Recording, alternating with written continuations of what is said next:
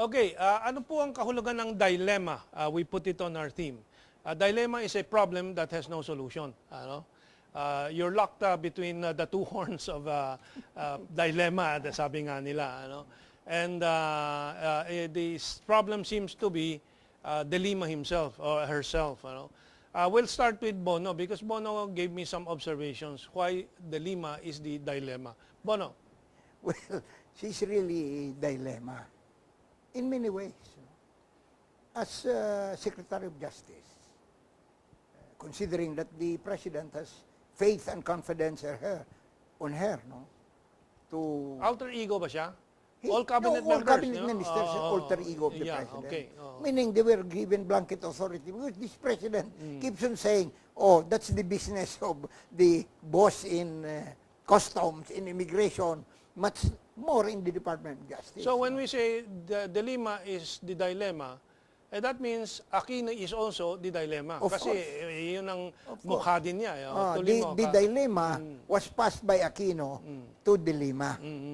Okay. Because Aquino is a dilemmatic situation. Okay. I cannot only say for now the basic reason, because, these guys might file libel cases against me, but I'm warning them. I have documents to prove that the moment we go out an impeachment, these documents are incontestable. Incontestable. But I'll not say it for now. But let's go back to Delima. So ano mga dilemma natin kay Delima? First, let's start with the list. No? The list should have been released 3 weeks ago when it was known that she has a list. Because she has not given any reason why the list should not be released. Second, the Ampatuan case, 32 media men were murdered. And it's been going on for 3 years. As Secretary of Justice, she should have made certain suggestions to the President on what should be done. Because if the President knows his onions, he could do something about it. But since he's always in a dilemmatic situation, he cannot resolve. No? I admire your ability to pronounce dilemmatic. It's a dilemmatic situation because, you see, Mentong, Sandra, the dilemmatic situation is like a personality problem. When you cannot resolve a personality problem, that's a dilemmatic situation. Like, what are you? Are you a man or a woman? That's a dilemmatic situation. I'm not saying that about anybody, but I'm just saying that a concrete example of a dilemmatic situation is like that. We are in a dilemma doon sa kaso ng Ampatuan. Yes, we are in the dilemma. Nasisira ang pangalan ng bansa, laging nasasali sa listahan ng most number of journalists killed and so on and so forth. Another dilemmatic situation was the hostage-taking. Which one? Doon sa Luneta? The Luneta. Okay. The hostage-taking. All the people of Hong Kong wanted is an apology on the part of the President. You know, if I were in his shoes, I would apologize because it was his mistake. You were talking about the President. The President should have apologized because the massacre took place because of his error.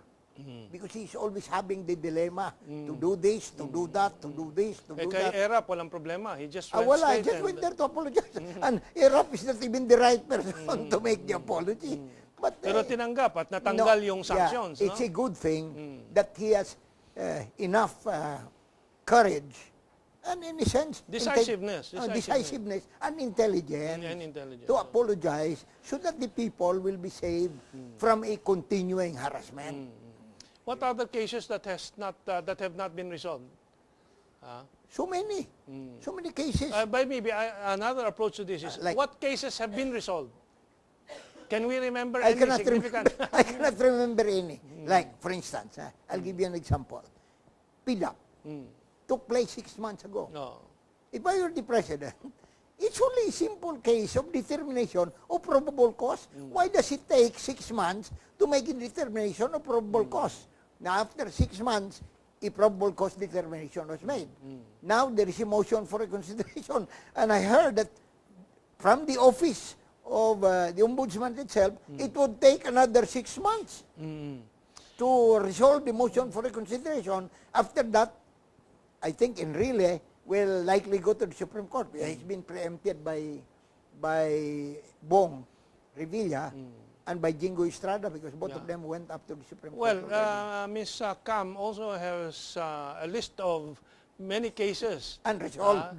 that points to the fact that Delima is a dilemma. Ano mga kaso, Sandra? Ito po yung sa Bureau of Correction.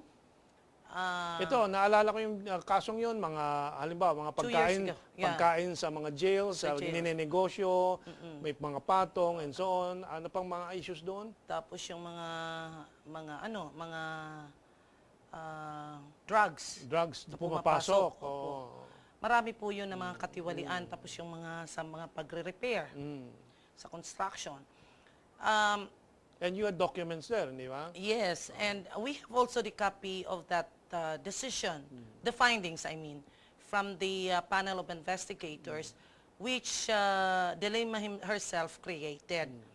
Andoon napaka, na talagang may probable cause itong nag-imbestiga.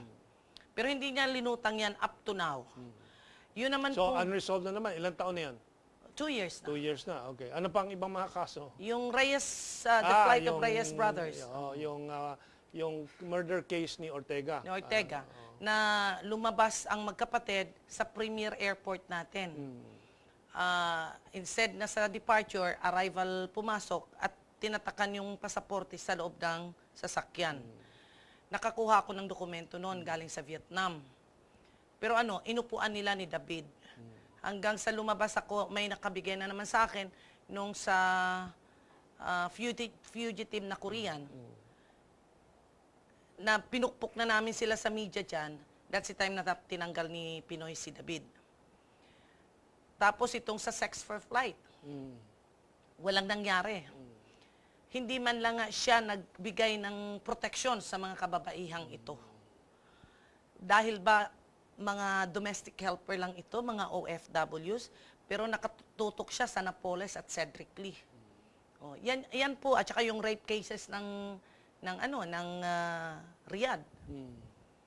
Okay, I was asking Bono kung meron kang naalala na important case na na-resolve by Wala. Delima. Pareho kayong walang maalala. Ako din walang maalala. Ewan ko dito sa mga audience natin at crew kung may mga naalala. Mintong isa pa. Hindi ko maunawahan. The president is always in a dilemmatic situation. Corruption in customs. When there is corruption in an agency, normally, the headman of the agency is the one made responsible. Hindi ba? Probably he's afraid to make the headman responsible because inevitably, everything that's wrong with this country will point to him. Yung sa customs, yung sa agriculture, yung sa Yung public sa highways. agriculture, this is beyond Delima na. This goes to Malacanang Ayun na. na nga. Pinasok daw si Kiko Pangilinan. Binigyan ng 4 na trabaho o task, agencies. Pero ibig sabihin ba, yung mga kasalanan nung kanyang pinapalitan dito ng function nito, wala nang kaso? Is this a cover-up? Or should he start by prosecuting those people or investigating and prosecuting those people? Kasi aminado sila na something went wrong. That's why naglalagay sila ng ibang tao, di ba? The Secretary of Justice should really do these things because she's the extension of the President.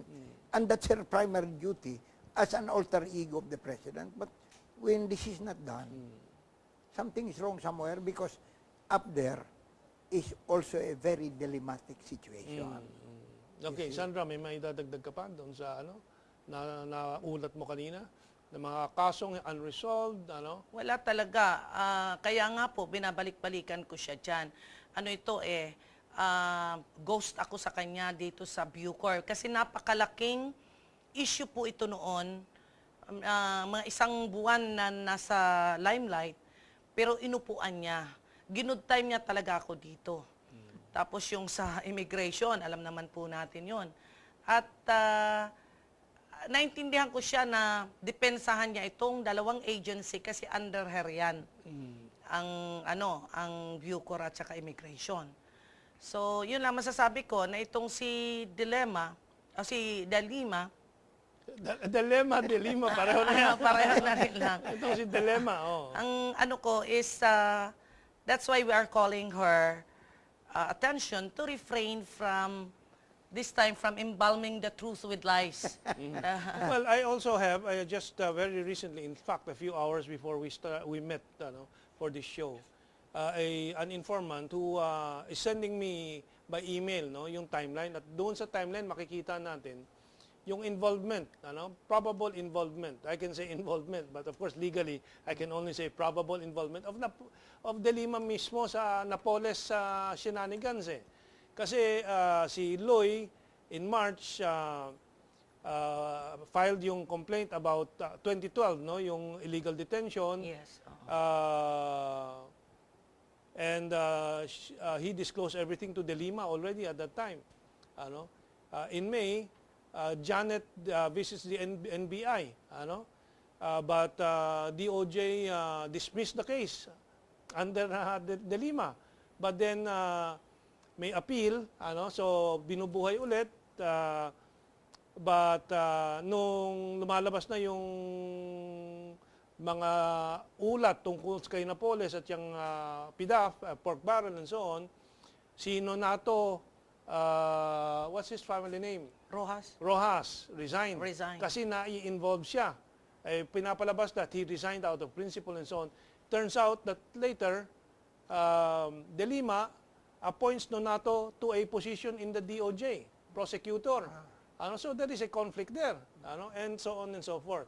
So then the husband of Delima was seen on video meeting with Napoles and Nonato Rojas, the director of the NBA at that time.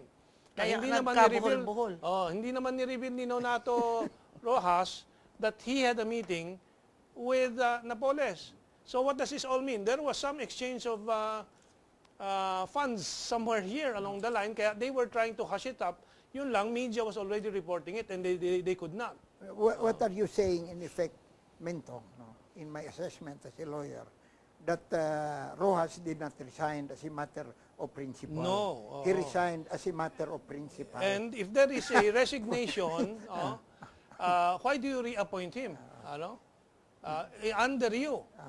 Aside from all the other questions about, kasi si Nonato Rojas was appointed by Delima with authority from the president, over so many other ranks and so many other competent people. Bakit mga ganyan ang mga appointments yan? Appointed as a matter of principle, not principle. So we'll close this part 2 on dilemma as the dilemma or the dilemma as a dilemma, whichever.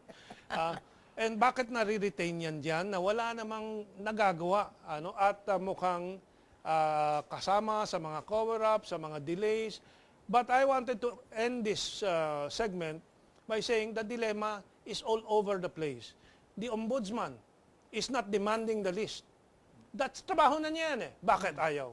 This Conchita Morales Carpio, di ba? Yeah. Or Carpio Morales. Carpio Morales. Carpio Morales. No? So, unprincipled din yan. She is a retiree. Si Attorney Pagia has always been saying that. Retired na siya sa Supreme Court. Bakit tumanggap pa? Dapat elder statesman na sa legal field. Di ba, Bono? What's your reaction to that? Alam mo yung elder statesman in the legal field, that's a fiction. No. That's a lot of fiction because when you are really involved in the legal profession, you cannot afford to retire. But I'm just wondering why in the executive positions in government, where you need terrific executive management, that people come from the judiciary. The judiciary is just rendering decisions, and they're not involved principally in the execution of things that should be done by the executive. Okay, we have to move on to part 3 after this break. And in part 3, we will ask, what is the solution? Ang sabi ni Bono Odasa, the R solution. That's okay. correct. Hang on then.